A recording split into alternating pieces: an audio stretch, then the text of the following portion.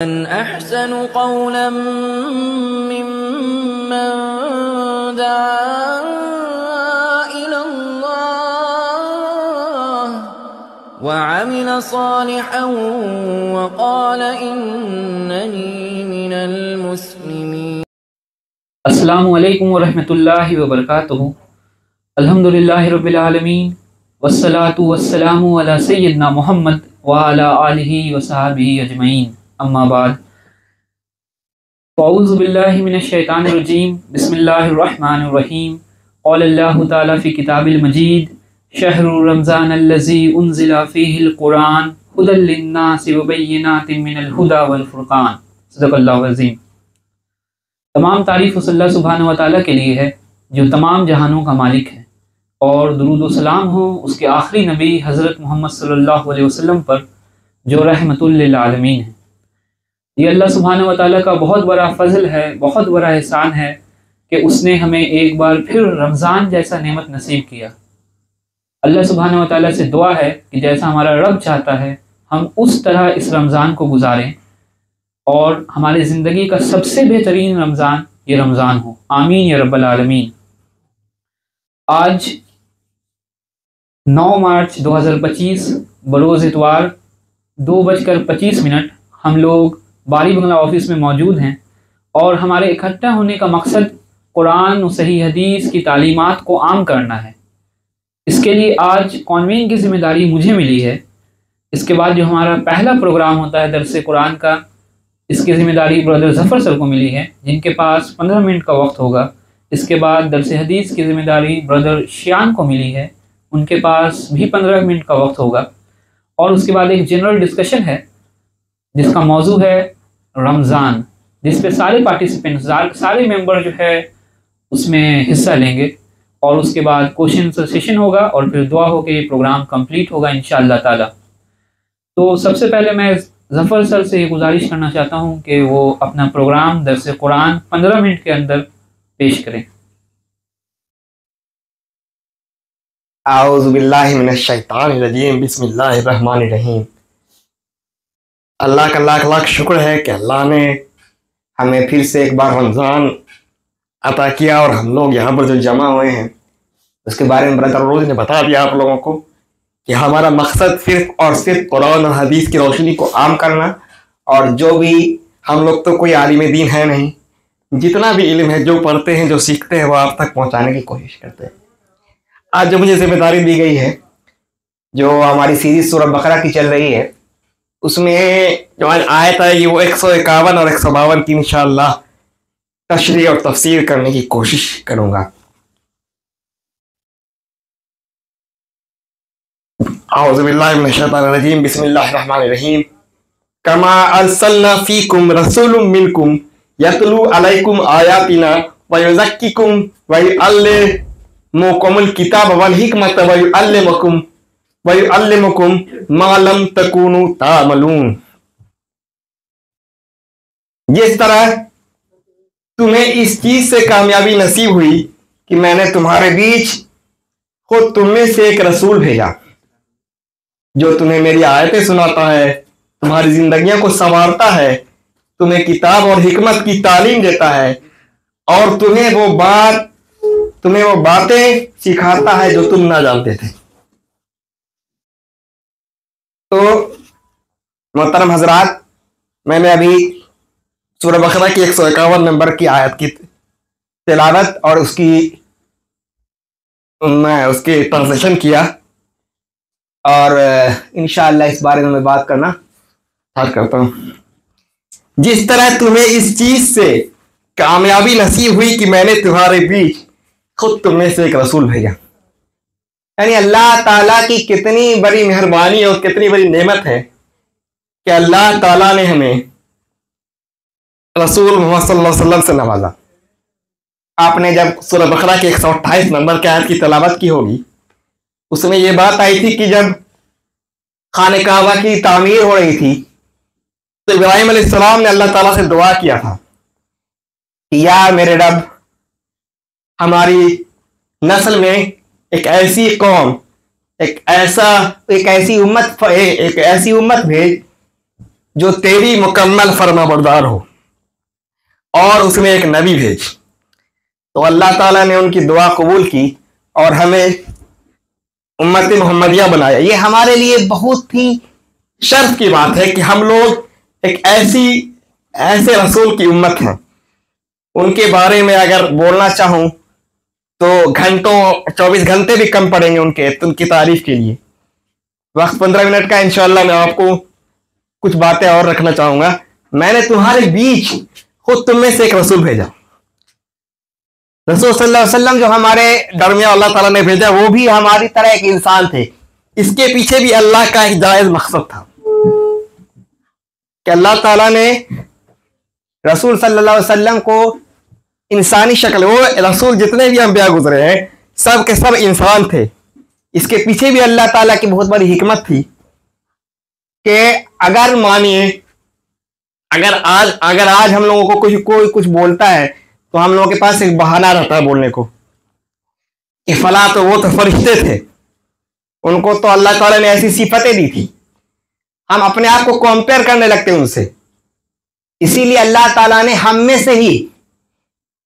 से ही एक को चुना, हमारा रसूल बनाकर भेजा। और हम लोग अल्लाह का जितना शुक्रिया अदा करें वो कम है।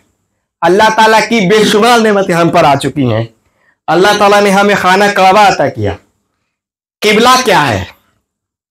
किबला जो अल्लाह ताला ने हमें, एक नेमत ही है कि अल्लाह ताला ने हमें किबला दिया। सबसे बड़ी नेमत अल्लाह ताला ने हमें कुरान, मोहम्मद सल्लल्लाहु अलैहि वसल्लम जैसे रसूल भेजे हमारे ऊपर, हम उनकी उम्मत बने। और खाना काबा की जिसकी इतनी ताकीद हुई है, मुसलसल 10 आयतें सिर्फ खाना काबा के बारे में आई, उसके बारे में बताया गया, उसकी इंपॉर्टेंस को बताया गया कि हम लोग में कितना भी इख्तिलाफात क्यों ना हो, सारे मुस्लिम से सब में सबके अपने अपने तरीके होते हैं, शिया, सुन्नी, वहाबी, अहले हदीस, जो भी हो। लेकिन जब नमाज का वक्त होता है तो वो एक तरफ होकर नमाज पढ़ते हैं। ये दिखाता है कि यूनिटी को हमारे, ये अल्लाह ताला का कितना बड़ा करम है कि दिन में 5 बार ड्रिल करवाता है वो हमें कि तुम सब एक हो, तुम्हारा मकसद एक है। जब इंसान का मकसद एक होता है तो फिर वो ऊंचाई की तरफ जाता है। और यूनिटी इज स्ट्रेंथ, ये बात आप लोग जानते हैं कि एकता में बल है। तो अल्लाह ताला ने जो हमें इतनी सारी नेमतें दी हैं, अनगिनत नेमतें, फबअय्या आलाइ रब्बिकुमा तुकज़्ज़िबान, तो तुम अपने रब की कौन कौन सी नेमतों को ठुकराओगे? नेमतें तो इतनी हैं कि हम लोग गिनती नहीं कर सकते। उसका शुक्रिया अदा कभी जिंदगी भर भी अगर हम लोग इबादत कर ले तो अल्लाह ताला का शुक्र जो है वो पूरा नहीं कर सकते हम लोग कभी, कि उन्होंने क्या क्या हमें नवाज दिया है। जो तुम्हें मेरी आयतें सुनाता है, कौन? हुजूर पाक सल्लल्लाहु अलैहि वसल्लम। कौन सी आयतों के बारे में बात हुई है?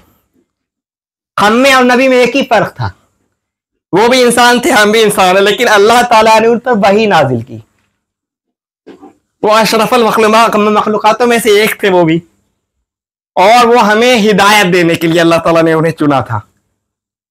तो हमें आयतें सुनाता है। किस तरह से आयतें सुनाता है? कि जिस तरह से उन पर जिब्राइल अमीन ने, उनको जिब्राइल अमीन कहा गया, जिब्राइल अमीन ने जिस तरह उन पर आयतें लाई उस तरह उन्होंने हम पर आयतें लाकर सुनाई। तो गौर करने वाली बात यह है कि हम लोग उन आयतों का हक किस तरह अदा कर रहे हैं। क्या हम लोग अमानत में खयानत कर रहे हैं? जिब्राइल अमीन के बारे में अमीन इसलिए लगा क्योंकि वो अमानतदार थे। उनको जिस तरह हुक्म हुआ उन्होंने जरा भी तब्दीली कुछ नहीं की, अल्लाह के हुक्म पर अपने आयत को लेकर उतरे, हुजूर पाक सल्लल्लाहु अलैहि वसल्लम को बताया। हुजूर पाक सल्लल्लाहु अलैहि वसल्लम ने भी ठीक उसी तरह जिस तरह उन पर उतारी गई थी उसी अंदाज में हमें उस कुरान को, हमें दुनियादारी, हमें बहुत सारी तालीमात दी। लेकिन हम क्या कर रहे हैं? क्या हम उसका हक एक जरा सा भी अदा कर पा रहे हैं?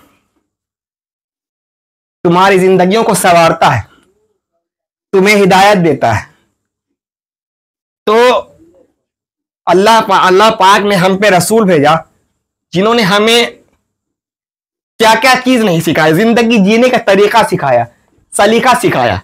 अभी हम में से कोई किसी को कोई परेशानी होती है, कोई मसले मसाइल देखना होता है, तो हम लोग अल्लाह के रसूल की जिंदगी को देखते हैं और उस पर अमल करने की कोशिश करते हैं।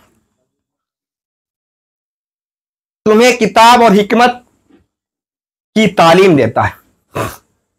एक बात तो कुरान उतारा गया, कुरान उतारने के पीछे हिकमत, उसके हर आयत में क्या हिकमत है, उसके पीछे क्या विजडम है, ये भी अल्लाह के रसूल ने हमें बताया। ये नहीं कि सिर्फ कुरान सुना, कुरान सुनाया भी, कुरान को समझाया भी और उसको अमल करके दिखाया भी। ऐसा नहीं कि उन्होंने सिर्फ बोल कर चले गए। उन्होंने कहा, उन्होंने समझाया, उन्होंने अमल किया, उन्होंने तरीका सिखाया। लेकिन अफसोस हम क्या कर रहे हैं? क्या हम अल्लाह के रसूल और उस कुरान का हक अदा कर पा रहे हैं? जरा हम अपने अंदर अपने आप को टटोले कि अरब के बारे में आता है कि अरब के जो लोग थे वो उम्मी थे, जाहिल लोग थे। 3 उनमें से ऐसे लोग थे जिनको लिखना आता था, और अल्हम्दुलिल्लाह अल्लाह की रहमत देखिए कि वो वही लोग, वही उम्मी लोग मुफस्सिर कुरान हो गए। आज भी दुनिया में उनका दबदबा है। किसी को भी सीखना होता है, अगर इस बारे में जानकारी मालूमात हासिल करनी होती है तो लोग उनसे सीखते हैं सबसे पहले। कितना बड़ा मर्तबा अल्लाह ने दिया उन उम्मी लोगों को। और तुम्हें वो बातें सिखाता है जो तुम न जानते थे। हम लोगों को अल्लाह ताला ने ऐसी ऐसी बातें बताई हैं जिनका हमको इल्म तक नहीं था।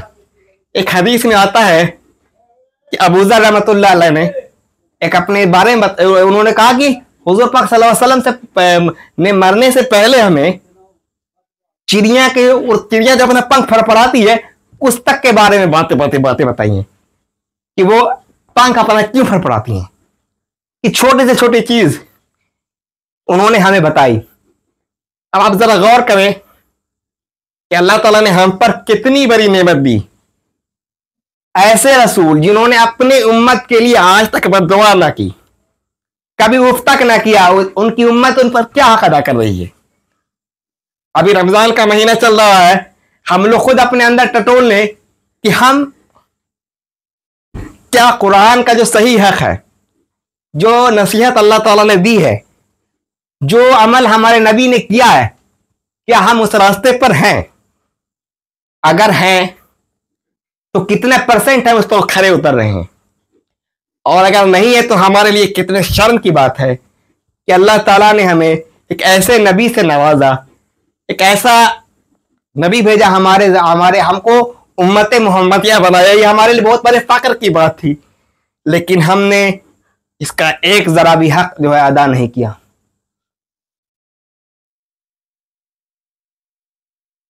अब अगली आयत है 152 नंबर की, फज़कुरूनी अज़कुरकुम वश्कुरूली वला तकफुरून। इसलिए तुम मुझे याद करो, मैं तुम्हें याद रखूंगा, और मेरा शुक्र अदा करो, ना शुक्री ना करो। अल्लाह ताला यहां पर वाज़े कर रहा है कि अगर तुम मुझे याद करते हो तो इंशाअल्लाह मैं तुम्हें याद रखूंगा। अल्लाह ताला को कैसे याद किया जाए? उठते बैठते हम लोग जो है सबसे बड़ी चीज जो है याद करने की वो है नमाज। चाहे फर्ज नमाज पढ़े, चाहे सुन्नत पढ़े, चाहे नफिल पढ़े, चाहे हम लोग तहज्जुद पढ़े, चाहे सलात तस्बीह पढ़े, कोई सी भी नमाज अगर खुशू और खुजू के साथ पढ़ रहे हैं तो यानी इसमें अल्लाह का जिक्र हो रहा है, तो हम अल्लाह को याद कर रहे हैं। दिन में कभी हम लोग अपने रोजाना की जिंदगी में सुभान अल्लाह, माशा अल्लाह, अल्हम्दुलिल्लाह, जज़ाकल्लाह, ये सारे चीज बोलते हैं, तो हम लोग अल्लाह को याद कर रहे हैं इस तरह से। एक होता है जुबान से याद करना, एक होता है सच्चे दिल से याद करना। तो अल्लाह ताला का ये वादा है कि अगर तुम मुझे याद करते हो तो मैं तुम्हें याद रखूंगा। जब अल्लाह ताला ने ये वादा किया है तो हमें क्या चाहिए कि अल्लाह हमें याद रखे। और ये भी कहा जाता है कि अल्लाह को याद करो उससे पहले कि अल्लाह तुम्हें याद कर ले। अगर ऐसा ना हो कहीं कि आप जो है गफलत में अपनी जिंदगी गुजार दे, अल्लाह को याद न करें, और एक दिन ऐसा आए कि आप तरसेंगे कब्र में जाकर कि अल्लाह मुझे एक बार और जिंदगी दे दे, एक बार मोहलत दे दे मुझे। इंसान, यकीन मानिए, एक बार जब इंसान के अंदर रिपेंटेंस पछतावा आता है ना, अल्लाह ताला जो है यही चीज बता रहा है कि दुनिया में भी इंसान कब, जैसे हम लोग 10 में इंटर में खेल कूद करके आगे जिंदगी गुजार देते हैं, पढ़ाई लिखाई पे ध्यान नहीं देते हैं, और जब बड़े होते हैं तो बड़ा पछतावा होता है, काश उस वक्त हमने कुछ कर लिया होता तो आज इस मुकाम पर नहीं होता मैं। तो ये बात सोचिए, जब इंसान मर जाएगा, उसने कोई अच्छा अमल नहीं किया होगा, तो वो अल्लाह से बोलेगा या अल्लाह मुझे एक बार दुनिया में भेज दे। तो जब उसको दुनिया में सारी बातें समझा दी गई थी, एक बार मौत के बाद जिंदगी अल्लाह ताला नहीं देता है, सारी बातें बता दी गई थी कि आपको क्या करना है, क्या अहकामात है, कुरान हमें, कुरान जैसी किताब दी, और इतने सारे अल्लाह ताला ने हमें हदीसों से हुज़ूर पाक सल्लल्लाहु अलैहि वसल्लम के जिंदगी के थ्रू हमको बहुत सारी बातें बताने की कोशिश की, लेकिन हम गाफिल रहे। तो आप सभी लोगों से गुजारिश है कि अल्लाह को याद करें, क्योंकि अल्लाह ताला का वादा है कि तुम मुझे याद रखो, मैं तुम्हें याद रखूंगा, और मेरा शुक्र अदा करो, अल्लाह का शुक्र अदा करो। अल्लाह का शुक्र आपके जिंदगी में जब आपके लिए कोई कुछ काम कर देता है, आपका छोटा सा भी काम करता है, तो आप उसके एहसानमंद बन जाते हो। और अल्लाह ताला जिसने आपको जिंदगी दी है, आपको क्या क्या चीजें नहीं दी है, एक हल्का सा नाखून में अगर आदमी के नाखून कट जाता है या हल्का सा दाना आ जाता है बदन में, तो वहां पे कितनी तकलीफ होती है, कितनी बड़ी नेमत है एक एक चीज इंसान का, हाथ, बदन, उंगली, नाक, कान, मुंह, पैर, सब कितनी बड़ी नेमत है अल्लाह ताला की, कि अगर एक भी जगह खरोच आ गई तो इंसान को अल्लाह याद आने लगता है कि बाप रे क्या हो गया मेरे साथ। तो अल्लाह ताला ने जो इतनी बड़ी हमें जिंदगी दी, इतनी नेमतें दी, कभी आप तसव्वुर करें, अगर किसी भी चीज को सोच लें दुनिया में, तो आप जो है अल्लाह ताला को जो है ना कभी नहीं भूलेंगे। कभी आपने टेंट देखा, टेंट जो लगा होता है उसमें 4, हाँ, कोई ऐसा नहीं है कि बिना पौधान के या कहीं पे बिना सपोर्ट के वो कोई टेंट लगा दे। अल्लाह ताला ने हमें इतना बड़ा आसमान बिना किसी पिलर के, बिना किसी इसके लगा रखा है। तो अगर ये सिर्फ गौर फिक्र करने की बात है, और ये ऐसी बातें हैं जिसके लिए घंटों अगर बोला जाए तो कम है कि अल्लाह ताला ने क्या क्या चीज से नहीं नवाजा है। वक्त बहुत कम है, वक्त ज्यादा नहीं है, लेकिन ये बात आप गौर फिक्र करें। आप एक अनार का दाना ही छील करके देखें, उसके अंदर कितने खूबसूरती से अनार के दाने जो सजे होते हैं अंदर में, जब अनार को छीलते हैं तो देखते हैं कितनी खूबसूरती से अल्लाह ताला ने उसके अंदर मोतियों की तरह से सजा रखा है। तो जरा आप तसव्वुर करें कि अल्लाह ताला ने क्या क्या चीजें हमें दी है, और जो जिंदगी हमें अता की है, तो हमारा ये फर्ज बनता है कि हम हर हाल में अल्लाह पाक का शुक्र अदा करें। जो कुछ भी हो सकता है, इंसान की जिंदगी में बहुत सारी परेशानी आती है, मेरे हालात को देख लीजिए, मेरे साथ बहुत सारी परेशानी है, लेकिन बावजूद इसके अगर फिर भी मैं अल्लाह का शुक्र अदा मैं करता हूं, तो मुझे मेरी उस दिन पकड़ होने वाली है। तो हर हाल में, it doesn't matter how are you, कैसे हैं, क्या हालात है, हर हाल में अल्लाह का शुक्र अदा करो, और हमेशा अपने से नीचे को देखो, हमेशा अपने से नीचे को देखो। अल्लाह ताला जो है आपको इंशाल्लाह सब्र देगा और आपको हिम्मत देगा।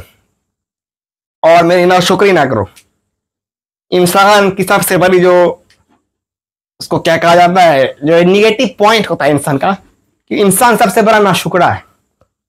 कभी भी इंसान जो है खुशू खुजू के साथ अल्लाह का शुक्र अदा नहीं करता, हर चीज में नाशुक्री करता है। कभी खाने को लेकर, कभी पहनने को लेकर, कभी किताब, कभी इल्म को लेकर, कभी कुछ को लेकर, हर परेशानी को लेकर नाशुक्री करता है।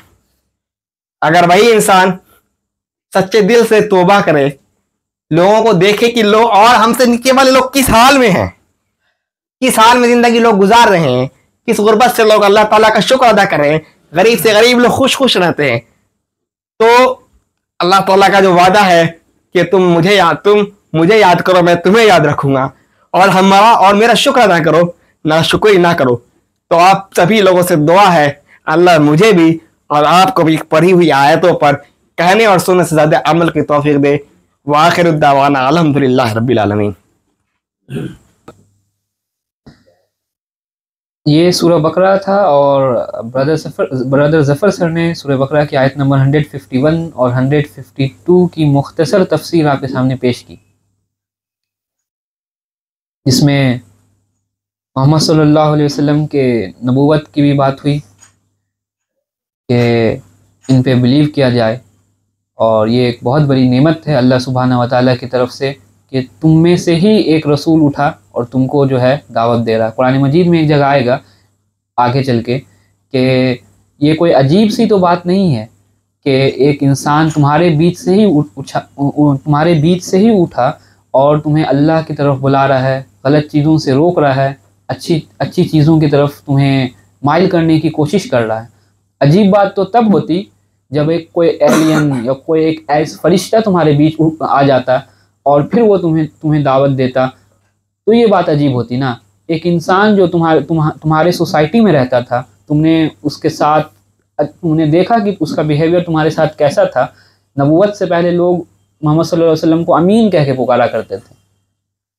कभी उस ज़माने में बैंकिंग सिस्टम नहीं था, तो जब उन्हें कहीं एक लंबे सफ़र पे जाना होता था तो अपना माल व दौलत और जो भी अहम चीज़ थी, जो मवेशी थी, वो सब कुछ छोड़ के जाते थे किनके पास?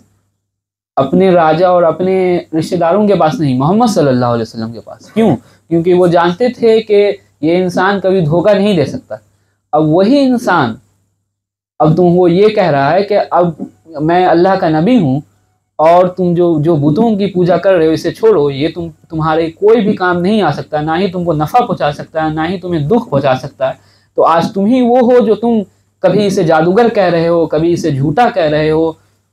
नूह अलैहिस्सलाम के हिस्सा पढ़िएगा तो वहाँ आपको पता चलेगा कि नूह अलैहिस्सलाम को लोग कहते थे कि हम तुमको तो तुम पे बिलीफ ही नहीं करेंगे, तुम पे ईमान ही नहीं लाएंगे। जो कुछ चंद लोग तुम्हारे साथ झूठे हैं वो तो हम उनको हकीर नज़र से देखते हैं, वो मुझसे अच्छे तो नहीं है। चंद गरीब तबका के लोग तुम्हारे साथ जुटे हुए हैं, और हर अंबिया के साथ ये किस्सा आपको मिलेगा। अब किसी भी अंबिया की किस्सा उठा के देखिए, उनका कहानी पढ़िए, तो आपको पता चलेगा कि जब उन्होंने दावत देना शुरू किया, जब उन्होंने तौहीद की तरफ लोगों को बुलाना शुरू किया कि believe in the oneness of Allah, अल्लाह पे ईमान लाओ, मैं अल्लाह का रसूल हूँ, मुझ पे ईमान लाओ, तो कुछ समय जब नबूवत उनका जो है लोगों के सामने नहीं आया, तो उससे पहले उनका बिहेवियर लोगों का बिहेवियर उनके साथ बहुत अच्छा था। लेकिन सडनली वो नबूवत का दावा करते हैं और लोग जो है अपोजिट जो है रवैया उनके साथ दिखाते हैं। तो ये बातें आपके सामने आई, ब्रदर ज़फ़र साहब ने अल्हम्दुलिल्लाह बहुत बेहतरीन अंदाज में पेश किया। फिर उसके बाद अगली आयत थी कि इसलिए तुम मुझे याद रखो, मैं तुम्हें याद रखूँगा, और मेरा शुक्र अदा करो, नाशुक्री ना करो। इस आयत पे जितनी तफसीर की जाए, जितना गौर व फिक्र किया जाए वो कम है, क्योंकि इंसान अगर देखेगा तो इंसान, आप खुद ही बताइए कि अगर अल्लाह सुब्हानहू व तआला हमको कीड़ा मकोड़ा बना के पैदा कर देते या कोई जानवर बना देते तो हम अल्लाह का क्या ही बिगाड़ सकते थे। लेकिन अल्लाह सुब्हानहू व तआला ने हमें ये सारे मखलूक़ात को छोड़ कर अशरफुल मखलूक़ात बनाया, इंसान बनाया, और सिर्फ इंसान नहीं बनाया, इंसान के ऊपर उनका सबसे बड़ा एहसान तो इंसान बनाया, उससे ऊपर कि हमें मुसलमान घरों में पैदा किया, हमें कुरान और मोहम्मद सल्लल्लाहु अलैहि वसल्लम जैसे नेमत से नवाजा। तो ये बात थी। बहरकैफ इसके बाद अगला प्रोग्राम दरस हदीस का है, जिसकी जिम्मेदारी ब्रदर श्यान को दी गई है। उनके पास 15 मिनट का वक्त होगा। उनसे मैं गुजारिश करता हूँ कि वो अपना प्रोग्राम अपने वक्त में अदा करें। औज़ु बिल्लाहि मिनश शैतानिर रजीम, बिस्मिल्लाहिर रहमानिर रहीम, अल्हम्दुलिल्लाहि रब्बिल आलमीन, वस्सलातु वस्सलामु अला सय्यिदिल अंबिया वल मुरसलीन व अला आलिहि अस्हाबिहि अजमईन। फ़इन्न अज़्ज़क़ल हदीस किताबुल्लाह व अहसनल हदी हदी मुहम्मद रसूलुल्लाह सल्लल्लाहु अलैहि व आलिहि वसल्लम व खैरुल उमूरि अवाज़िमुहा व शर्रुल उमूरि मुहदसातुहा व कुल्लु मुहदसतिन बिदअह व कुल्लु बिदअतिन ज़लालह व कुल्लु ज़लालतिन फिन्नार। व बिस्सनदिल मुत्तसिल मिन्ना इला शेख़िल इमामैन हुमामैन हाफ़िज़ुल हुज्जतिल अमीरुल मोमिनीन फ़िल हदीस अबी अब्दुल्लाह मोहम्मद बिन इस्माइल बिन इब्राहिम बिन मुग़ीरा बिन बशीर व अल जौफ़ी अल यमानी अल बुख़ारी रहमतुल्लाह। बाबु फ़ज़्ल सौम। हद्दसना अब्दुल्लाह इब्न मसलमा अन मालिक अन अबी ज़िनाद अन अल आरज अन अबी हुरैरह रज़ियल्लाहु तआला अन्ना रसूलल्लाह सल्लल्लाहु अलैहि वसल्लम क़ाल अस्सियामु जुन्ना फ़ला यरफ़ुस वला यजहल फ़इन्नी अम्रुन फ़क़्तुलूहु औ शातमुहु फ़ल्यक़ुल इन्नी साइमुन मर्रतैन वल्लज़ी नफ़्सी बियदिहि लख़ुलुफ़ु फ़िस्सामी अत्यब इंदल्लाहि तआला मिनर रिहिल मिस्क यत्रुकु तआमहु व शराबहु व शहवतहु मिन अजली अस्सियामु ली व इन्नी अजरी बिही हसनतु बिअश्रिन अम्सालिहा। हमसे अब्दुल्ला बिन मसलमा काम्बगी ने बयान किया, इनसे इमाम मालिक ने, इनसे अबू ज़नाद ने, इनसे आरज ने और इनसे अबू हुरैरा रज़ी अल्लाह अन्हुमा ने कि रसूलुल्लाह सल्लल्लाहु अलैहि वसल्लम ने फरमाया, रोज़ा दोज़ख से बचने के लिए एक ढाल है, इसलिए रोज़ेदार ना फहश बातें करें और ना जहालत की बातें। अगर कोई शख्स इससे लड़े या इसे गाली दे तो इसका जवाब सिर्फ़ ये होना चाहिए कि मैं रोज़ेदार हूँ, और ये अल्फाज 2 मरतबा कहे। इस ज़ात की कसम जिसके हाथ में मेरी जान है, रोज़ादार के मुँह की बू यानी रोज़ादार के मुँह की खुशबू अल्लाह के नज़दीक कस्तूरी की खुशबू से भी ज़्यादा पसंदीदा और पाकीज़ा है। अल्लाह ताला फरमाता है, बंदा अपना खाना पीना और अपनी शहवत मेरे लिए छोड़ता है और रोज़ा मेरे लिए है और मैं ही इसका बदला दूँगा, और दूसरी नेकियों का सवाब इस नेकी असल नेकी के 10 गुना होता है। तो हदीस की तशरीह से पहले इसके बाब की तशरीह, बाब फ़ज़्ल सौम, यानी ये जो हदीस है, हदीस का जो चैप्टर है, इसमें रोज़े की फ़जीलत बताई गई है कि जो इंसान रोज़ा रखता है तो रोज़ेदार की क्या फ़जीलत है। तो ये हदीस जो अभी पढ़ी गई है हदीस सहीह बुखारी की है, हदीस नंबर 1894, और सहीह बुखारी के अलावा सहीह मुस्लिम, तिरमिज़ी, नसई और दीगर कुतुब हदीस में ये हदीस मौजूद है। तो यहाँ पे नबी सल्लल्लाहु अलैहि वसल्लम ने जो फरमाया, रोज़ा जो है ढाल है। तो जैसे जंग, और यहाँ पे अरबी में आया था जुन्नाह, तो जुन्नाह का मतलब होता है कि किसी चीज़ से बचने के लिए एक ढाल होना। जैसे जंग में, पहले जंग होता था तो उस ज़माने में लोग बहुत तरह का अलग अलग मेटल टाइप का पहनते थे कि जिससे जंग में जब हमला हो उन पर तो उससे बचे। तो रोज़ा भी जो है एक ढाल है दोज़ख से बचने के लिए। दोज़ख से बचने से के लिए मतलब ये है कि रोज़ा जब इंसान रखता है तो उस केस में, उस मरहले में, रोज़े के केस में क्या करता है कि बहुत से गुनाहों से वो बचता है, और हर वो गुनाह से बचता है जिससे अल्लाह ताला उससे नाराज़ होते हैं। और ये वो आदमी भी रहता है जो आम दिन में तो गुनाह का काम करता है, लेकिन जब वो जो इंसान गुनाह का काम करता है वो रोज़े में होता है, तब भी उसमें देखा जाता है कि बहुत सी बात ऐसी होती हैं जो रोज़े में वो नहीं करता, यानी रोज़ा में गुनाह से वो बचना चाहता है ताकि उसका जन्नत का सफ़र जो है आसान हो। और यहाँ पे दूसरी बात है नफ़हश बातें करें। तो फ़हश बातें करने की जो पहली अरबी थी वहाँ यरफुस था, तो फ़हश बातें करने का यहाँ पे मतलब है कि हर वो बेहूदगी की बातें से बचें। और शारहीन हदीस यहाँ पे फ़हश बातें करने का मतलब ये है कि जिमा और बोसो किनार की बात जो होती है वो बातें नहीं किया जाए, और बहुत सी ऐसी बेहूदगी की बातें हैं जो ज़बान पे नहीं लाया जाए।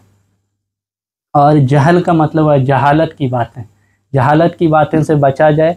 जहालत की बातों से यहाँ पे शारहीन हदीस ने यह बयान फरमाया है कि जहालत की बातें कहने का मतलब है कि किसी को आप गाली नहीं दीजिए रोज़े की हालत में। रोज़े के हाल के बगैर भी गाली देना गुनाह है, लेकिन रोज़ा में ख़ास ताक़ीद है कि रोज़ा में जो है गाली नहीं देना है, ना रोज़ा में किसी को गाली देना है और ना किसी को चिढ़ाना है, ना किसी का मजाक उड़ाना है, ना किसी के नाम को चिढ़ाना है।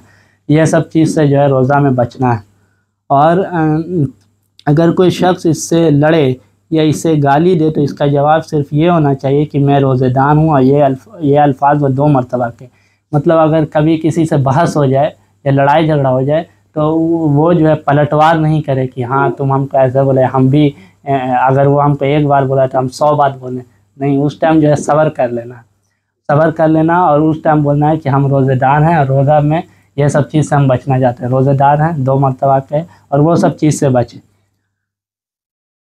इस ज़ात की कसम जिसके हाथ में मेरी जान है, रोज़ेदार की बू अल्लाह के नज़दीक कस्तूरी की खुशबू से भी ज़्यादा पसंदीदा और पाकीज़ा है।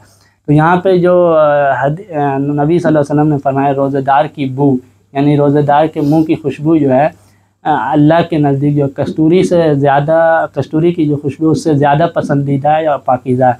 तो इस हदीस का जो तशरीह है, बहुत से लोगों ने बहुत सी की, कोई कहते हैं कि यहाँ पे जो है रोज़ेदार की बू कस्तूरी से ज़्यादा मतलब फजीलत रखती है। इसका मतलब है कि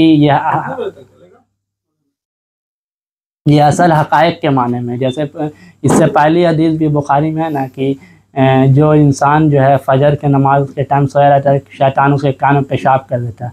तो यहाँ पे भी हकीकत के माने में शैतान पेशाब कर देता है। तो यहाँ पे भी बहुत से उलमा ने कहा कि जो यहाँ पे लिखा रोज़ेदार के मुँह की खुशबू कस्तूरी से ज़्यादा अल्लाह के नज़दीक पसंदीदा और पाकीज़ा है। तो यह हक़ाइक़ के मानी में।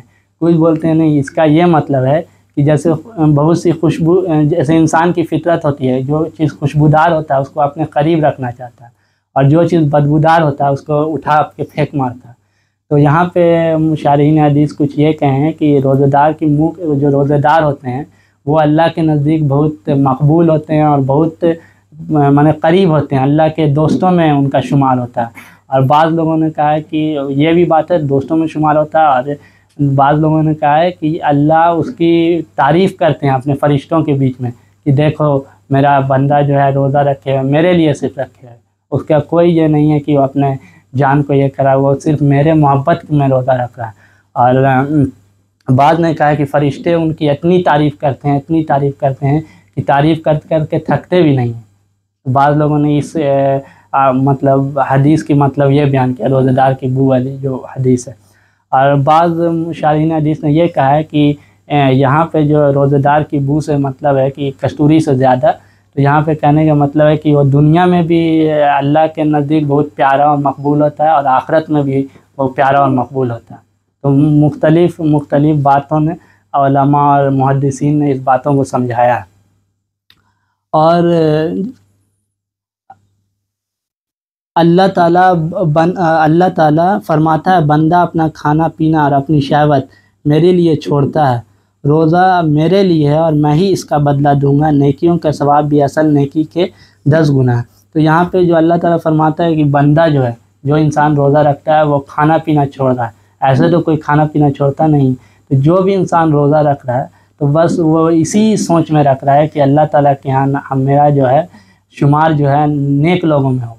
और जैसे कुरान की आयत है कि रोज़ा जो है तुमसे पहले लोगों पर भी था और उसकी मुख्तलिफ ये था, लेकिन तुम लोगों पर भी है इस वजह से कि तुम तकवा इख्तियार करो, यानी नेक लोगों में तुम्हारा शुमार हो और परहेज़गारों में तुम्हारा शुमार हो। तो वही यहाँ पर मतलब अल्लाह ताला कहना चाह रहे हैं कि बंदा जो भी रोज़ा रख रहा है तो वो सिर्फ इसीलिए रोज़ा रख रहा है कि मेरा हुक्म है, और जितनी भी चीज़ दुनियावी चीज़ जो लहव-ओ-लआब की चीज़ है, यानी बेकार चीज़ है, जो सिर्फ टाइम वेस्टिंग है, तो वो सब चीज़ भी इसीलिए छोड़ रहा है कि मेरा हुक्म है, इस वजह से। और जहाँ पे अल्लाह ताला फरमाता है रोज़ा मेरे लिए और मैं इसका बदला दूंगा, और दूसरी नेकियों का सवाब असल नेकी के 10 गुना होता है। तो यहाँ पे जो है एक हदीस का टुकड़ा है कि रोज़ा मेरे लिए और मैं इसका बदला दूंगा। तो इसमें बहुत से जो बात के जो शारहीन हदीस हैं यहाँ पे ये इश्कलात किए हैं कि जहाँ पे हदीस है कि रोज़ा मेरे लिए और मैं, अल्लाह ताला कहे ना रोज़ा मेरे लिए और मैं इसका बदला दूंगा, तो यहाँ पे वो ये जो क्रॉस क्वेश्चन होता है वो किए हैं कि सिर्फ रोज़ा ही अल्लाह ताला के लिए इंसान रखता है, नमाज अल्लाह ताला के लिए नहीं पढ़ता है, जितना भी इबादत लोग कर रहा है सब अल्लाह ही ताला के लिए कर रहा है। तो फिर ये कहने का क्या मतलब है कि रोज़ा मेरे लिए और मैं ही अल्लाह ताला बदला दूंगा। ये क्रॉस क्वेश्चन के तौर पे बहुत से उलमा ने किया है कि ये हदीस का फिर मतलब क्या हुआ कि रोज़ा मेरे लिए मैं इसका बदला दूंगा, बाकी इसका मतलब जितना भी रोज़ा के अलावा जितना अमल है वो अल्लाह के लिए नहीं है।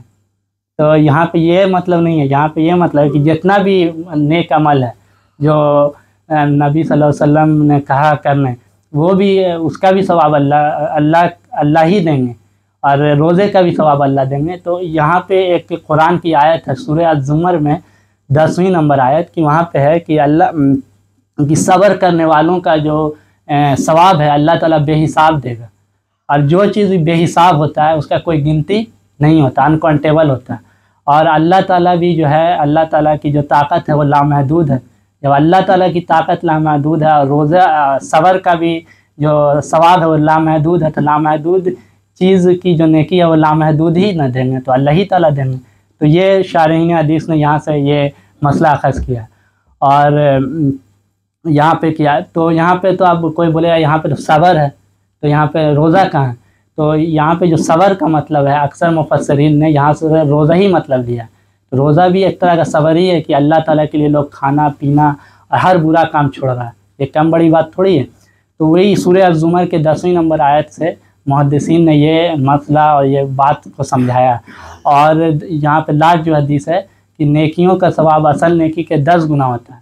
तो अगर जैसे मान लीजिए रोज़े रमज़ान के अलावा जो इंसान नेकी कर रहा है, तो रमज़ान के अलावा जो नेकी हो रहा है और वो नेकी रमज़ान में होगा तो उसका 10 गुना हो जाएगा।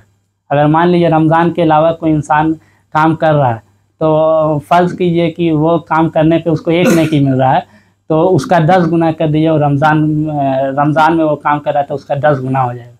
तो ये बात मुहद्दिसीन और आइम्मा कराम ने फरमाई है। अल्लाहु आलम बिस्सवाब, तक़ब्बल मिन्ना व मिनकुम सालिहुल अमाल।